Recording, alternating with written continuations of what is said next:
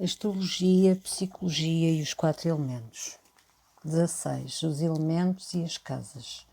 Um sistema de palavras-chave.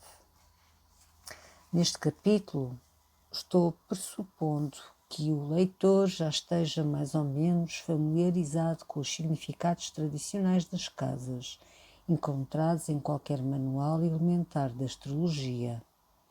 O estudante que está a principiar o estudo de astrologia poderá não perceber imediatamente o significado completo deste sistema de palavras-chave, uma vez que ainda não teve a experiência indispensável para mostrar-lhe a necessidade de um tal padrão organizado dos princípios das casas.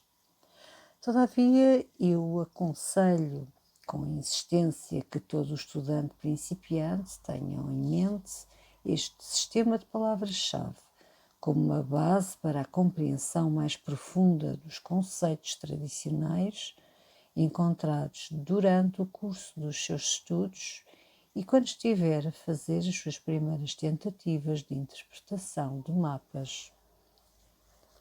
Desde que este é um livro principalmente centralizado nos 4 elementos como as energias vivas representadas em qualquer mapa astral, aqui eu teria que explicar que as correlações entre os elementos e os tipos específicos de casas encontrados neste capítulo são puramente simbólicas. Uma vez que as casas representam, por definição, os campos de experiência onde as energias reais ou afinações elementais dos signos e dos planetas operam, as casas não devem ser vistas de modo algum como uma manifestação dos 4 elementos. As energias primárias do mapa são sempre indicadas pela colocação dos signos e dos planetas. Contudo, desde que há uma correlação regular e válida entre os 12 signos e os 12 casas, como 2 sequências diferentes, porém paralelas, de princípios de desenvolvimento, eu aqui relacionei, conforme a maneira tradicional, Áries com a primeira casa, Touro com a segunda e assim por diante. Não obstante, quando estamos envolvidos na interpretação de mapas, os signos e as casas devem sempre ser vistos como fatores distintos e separados no alfabeto astrológico. Durante o tempo em que me dediquei a ensinar dúzias de turmas, em todos os níveis da astrologia, nos últimos anos, observei que muitos estudantes acabaram bem mais difícil compreender a natureza das causas do que qualquer outro aspecto do simbolismo astrológico. A maioria deles, logo, alcançou uma compreensão dos signos e dos planetas, mas assim que o tópico das casas foi introduzido, eu vi-me diante de inúmeras perguntas confusas e de expressões intrigadas. Até mesmo aqueles estudantes que me deram a impressão de terem atravessado sem dificuldade o curso básico, com frequência me escreviam, alguns meses mais tarde, perguntando se eu podia recomendar um bom livro sobre as casas, uma vez que estavam a encontrar muitos obstáculos nas suas tentativas para compreender este importante segmento de linguagem astrológica. Parece-me que o principal problema na questão de entender o significado das casas reside no facto de que a maioria dos textos astrológicos não procura explicar o princípio fundamental de cada casa e o significado interior e essencial do qual derivam todas as infindáveis associações e ramificações atribuídas a cada determinada casa. A maioria dos livros enfatiza os significados tradicionais das casas, com exclusão dos princípios mais súbeis e mais abrangentes envolvidos. Fazem isso porque grande parte dos astrólogos ainda se preocupa com o meio ambiente e com a situação exterior, mais do que a experiência interior do indivíduo. O livro recente de Dan Rudyard, The Astrologic Houses, é uma rara e grata exceção. O que não é dito pela maioria dos autores é que as casas e o mapa como um todo mostram sempre o estado interior e a experiência pessoal, muito mais claramente do que as circunstâncias ambientais. É por essa razão que tantas predições astrológicas não se realizam, simplesmente porque estão baseadas na presuposição de que o mapa mostra o que vai acontecer. A verdade é que o mapa mostra, inevitavelmente, o que a pessoa vai experimentar. Há uma distinção importante entre estas duas abordagens da astrologia. Uma distinção amplamente esclarecida nos livros de Rudyard e dos outros astrólogos centralizados na pessoa humana. É tarefa difícil interpretar uma linguagem cósmica como a astrologia através do uso da nossa linguagem verbal canestra e limitada. Essa tarefa torna-se absolutamente impossível se atribuirmos significados rígidos às casas, e ao fazer isso estabelecemos uma situação na qual muitas vezes temos que esticar a nossa interpretação para que ela possa se ajustar à situação específica da pessoa. Um tal sistema de prática astrológica simplesmente contribui para justificar a atitude desdenhosa de muitas pessoas para com os profissionais da astrologia. Como exemplo do que quer dizer, suponhamos que uma pessoa tem Saturno na sua quinta casa natal. Essa colocação de Saturno pode indicar e indica toda uma variedade de atitudes e de experiências. Assim sendo, o que dizemos a uma pessoa que tem este fator no seu mapa natal será uma ajuda para ela se dizemos que terá problemas com os filhos?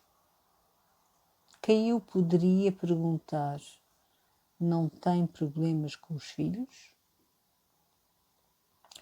Uma tal interpretação é absolutamente sem sentido. Será útil dizer à pessoa que ela não será capaz de ser criativa quando deseja? Esta interpretação também não tem qualquer significado e de facto é incorreta, pois alguns dos maiores artistas e escritores do nosso tempo têm esta colocação de Saturno. Muitos outros exemplos poderiam ser dados para mostrar como o trabalho astrológico pode ser totalmente mal orientado se não conseguirmos discernir o significado essencial dos fatores particulares do mapa. Por outro lado, se podemos resumir o princípio central neste exemplo da quinta casa como sendo o campo de experiência onde a pessoa procura segurança para a sua própria identidade, então podemos começar a chegar ao âmago daquilo que o indivíduo está a experimentar, quer isso se manifeste na forma de problemas com uma criança, com um amante, com o trabalho criativo, com o jogo ou com o que quer que seja. Uma vez indicado o princípio-chave, então a questão de delinear e compreender as maneiras específicas da sua forma de expressão passa a ser relativamente fácil. A necessidade de elucidar a significação psicológica essencial das casas é que me induziu a construir o sistema de palavras-chave resumido neste capítulo. Muitas das pessoas foram usadas antes por outros escritores. num contexto diferente. Tenho trabalhado com este sistema durante os últimos 3 anos e nesse ponto estou convencido de que ele serve como método extremamente útil, não só para a interpretação do mapa natal e dos ciclos do trânsito, mas também para que seja alcançada uma compreensão mais profunda de toda a estrutura da astrologia. Embora algumas das palavras-chave no princípio possam parecer inadequadas ou intrigantes, tenho a certeza de que aqueles que se dedicarem a estudar e a aplicar este sistema de uma forma consistente serão recompensados pela sua paciência. Classificação das casas. A maneira mais familiar de definir os diferentes tipos de casa é separando-as nas classificações de casas angulares, sucedentes e cadentes. As casas angulares estão relacionadas com uma qualidade automotivadora e têm um impacto imediato sobre a estrutura da nossa vida. A palavra-chave para as casas angulares é ação.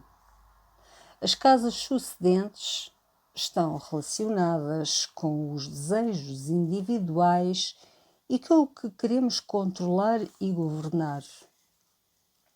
Esse desejo de controlar é motivado pelas nossas necessidades de segurança, que é a palavra-chave para tal tipo de casa.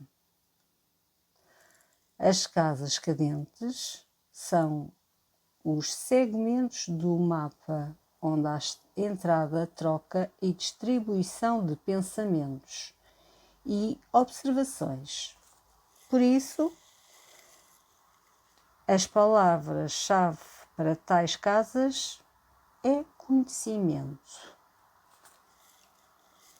A progressão das casas de angular para sucedente e desta para cadente, tomando a voltar para angular, simboliza o fluxo da experiência da vida. Agimos e consolidamos o resultado das nossas ações para obtermos segurança. Aprendemos por meio daquilo que fizemos e também passamos a ter percepção do que resta para ser feito e, consequentemente, tomamos a agir.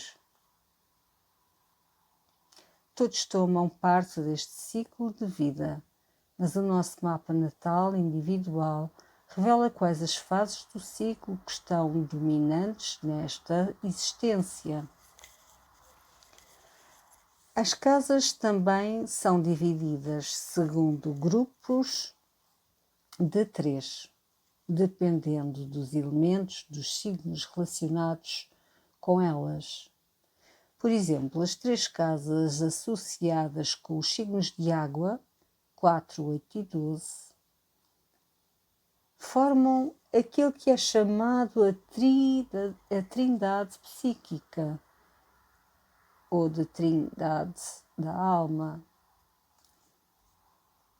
Por amor à brevidade e à simplicidade, chamaremos estas casas de casas d'água. Todas elas tratam do passado, das reações condicionadas que agora são instintivas e operam através das emoções.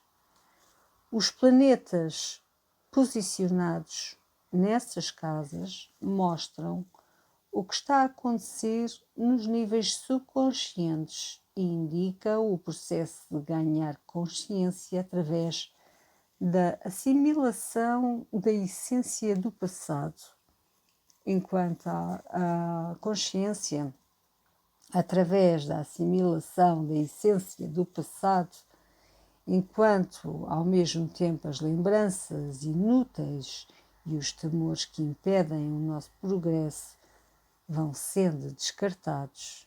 As casas de água relacionam-se com a conquista da paz emocional por meio da nossa libertação dos grilhões do passado.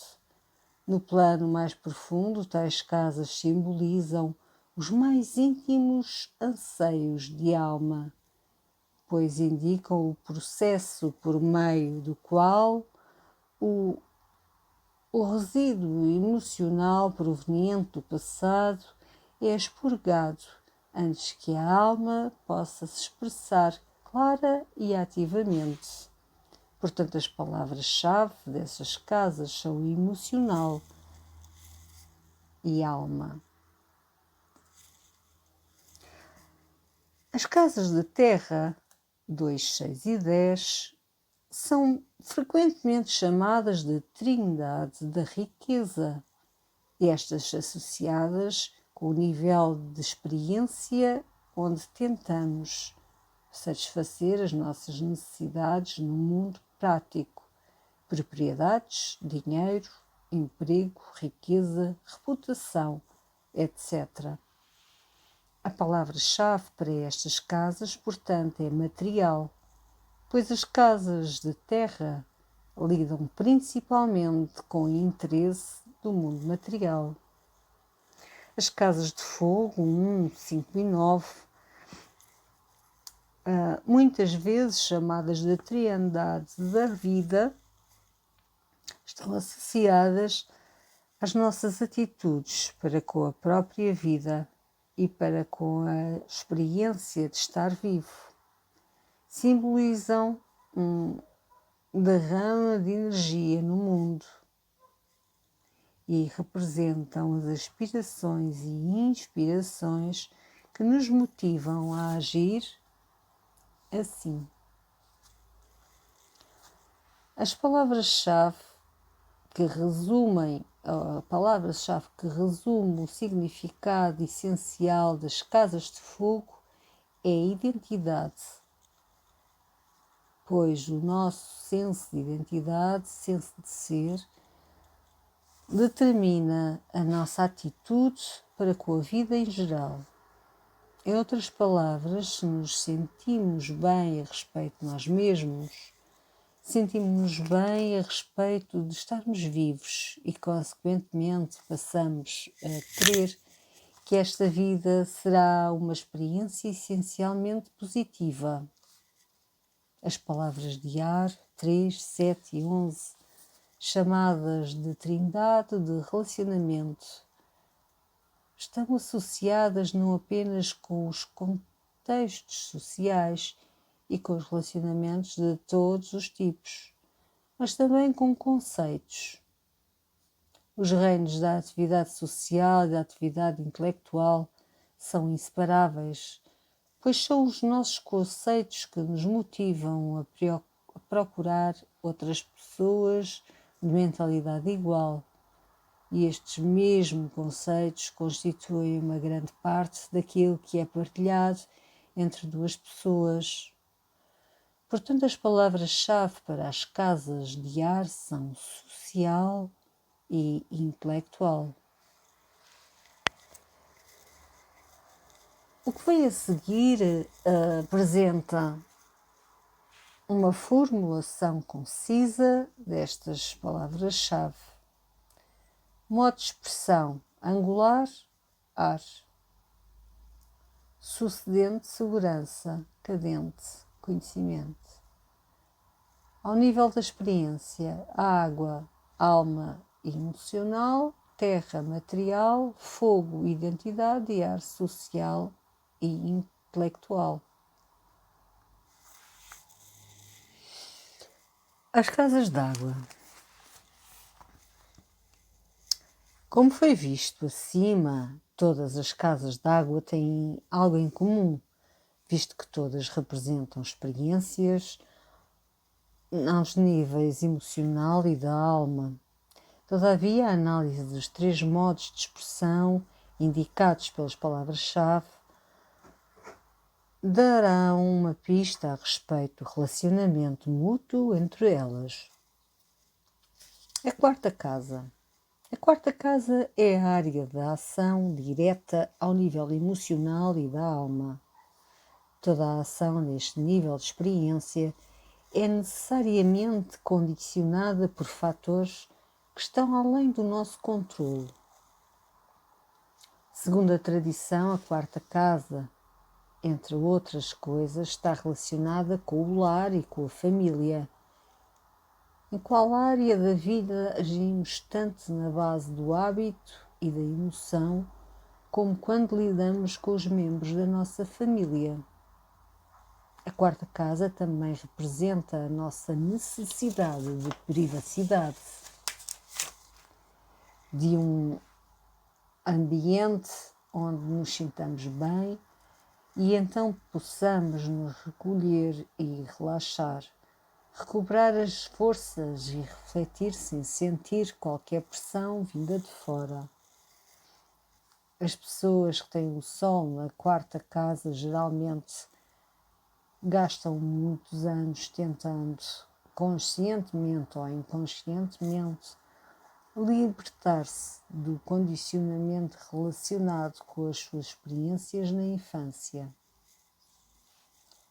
Noutras palavras, poderíamos dizer que aqueles que têm uma forte ênfase na quarta casa têm necessidade de agir ao nível emocional mais profundo para poder assimilar a essência das suas experiências na infância e na juventude.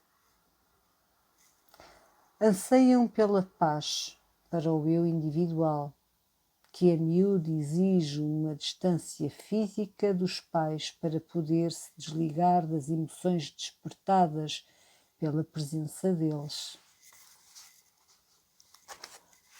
A oitava casa, a casa da água sucedente. A oitava representa a necessidade de encontrar segurança emocional e segurança para a alma. Aqueles que no seu mapa natal têm uma ênfase nesta casa, invariavelmente se envolvem na atividade que, segundo sentem, podem dar-lhes este tipo de profunda estabilidade interior.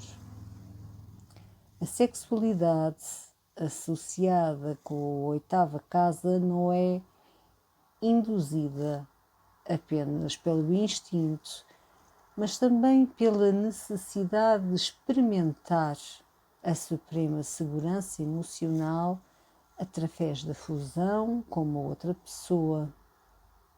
Muitas pessoas tentam obter uma separação de segurança por meio da conquista de poder e de influência sobre os outros. Este poder às vezes é fornecido pela riqueza ou pela participação em grandes aventuras coletivas e às vezes provém de conhecimento que elas têm das leis ocultas ou então de uma penetrante sensibilidade psíquica. Outras questões da oitava casa, tais como seguros ou associações financeiras, também podem ser claramente relacionadas com a segurança emocional. O facto da oitava casa também ser chamada casa da morte indica porque as pessoas com ênfase nesta oitava casa a miúdo se preocupam com pensamentos sobre a morte, com a vida além da morte, com fenómenos espiritualistas e com legados. Tais pessoas preocupam-se com estes assuntos porque, embora possam não admitir isso, sentem em si mesmas uma grande necessidade de segurança para a alma, de ter certeza de que a sua alma será salva.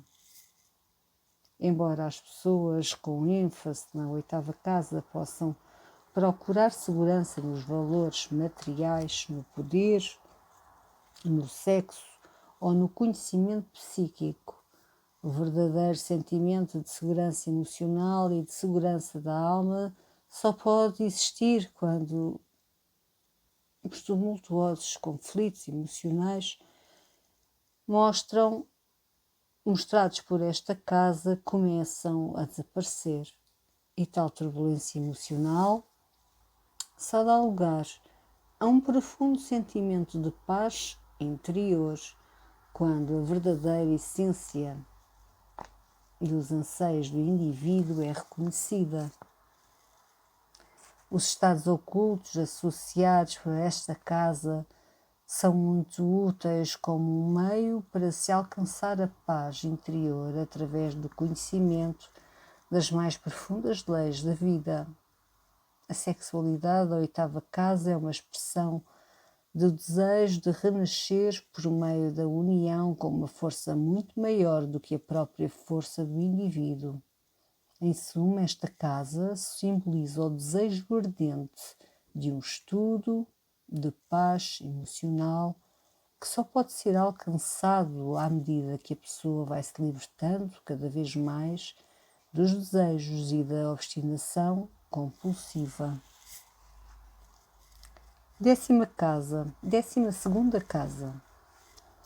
A casa cadente de água, a 12ª, é a área do aprendizado no nível emocional e da alma. Este aprendizado ocorre com o crescimento gradual de percepção que acompanha a solidão e o sofrimento profundo e através do serviço desinteressado ou da dedicação a um alvo ideal. A 12ª casa representa influências e experiências que na sua totalidade se encontram obviamente além do nosso controlo, mas que podem ser superadas se dirigirmos as nossas energias para o autoconhecimento e os valores espirituais. Esta casa revela a fase de evolução na qual precisamos assimilar os resultados de todas as experiências e responsabilidades da vida passada e, no nível mais profundo, indica a ânsia de se procurar a paz para a alma através da entrega total a uma unidade mais elevada, através da dedicação a um ideal transcendente e da libertação dos fantasmas, dos pensamentos e ações do passado.